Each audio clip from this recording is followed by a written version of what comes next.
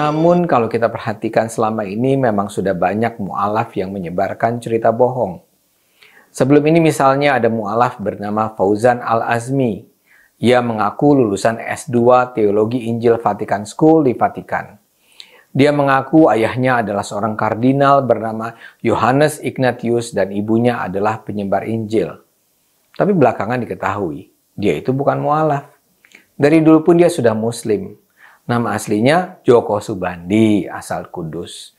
Dia bilang ibunya bernama Maria Laura, padahal ibunya bernama Surahma.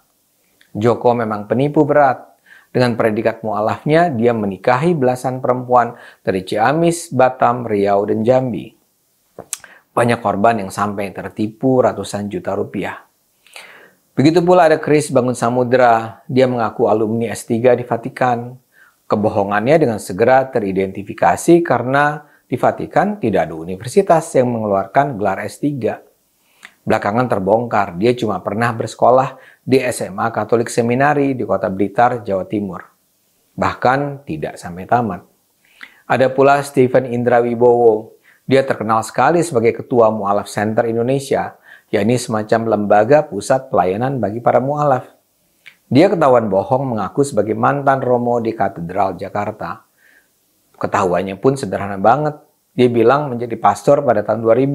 Sementara dia mengaku lahir pada 1981.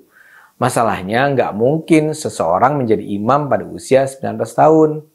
Menjadi pastor di Katolik itu tidak seperti proses menjadi ustadz atau ulama di Islam. Untuk menjadi pastor Katolik, seseorang harus menjalani proses pendidikan bertahun-tahun dan berat. Jadi nggak mungkinlah Stephen sudah menjadi pastor pada usia semuda itu. Atau ada juga yang lebih senior, misalnya saja Yahya Waloni, yang sekarang tersandung perkara hukum karena dituduh menghina Kristen. Dia juga mengaku sebagai mantan pendeta, dan mengaku sebagai pendiri dan mantan rektor Universitas Kristen Papua. Belakangan ketahuan dia bohong, karena adanya bantahan dari Universitas Kristen Papua sendiri. Jadi cerita-cerita mu'alaf pembohong ini berulang kali ditemukan.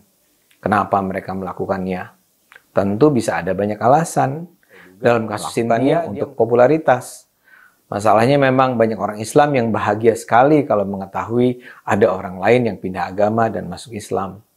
Mereka akan mengeluh-elukan mu'alaf karena mereka merasa berada di jalan yang benar. Nah, para mu'alaf inilah yang kemudian akan memanfaatkan popularitas ini untuk cari uang. Akan ada banyak orang Islam berbondong-bondong ingin mendengarkan pengakuan mereka yang pindah agama. Apalagi kalau si mu'alaf ini pintar bercerita tentang mengapa dia meninggalkan agama lamanya.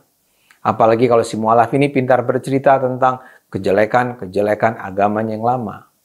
Apalagi kalau cerita itu dibumbui dengan kisah-kisah lucu tentang kebodohan umat pemeluk agama yang lama. Ini akan menjadi nilai jual yang tinggi. Dia akan diundang ke banyak tempat, bahkan bisa punya channel YouTube sendiri.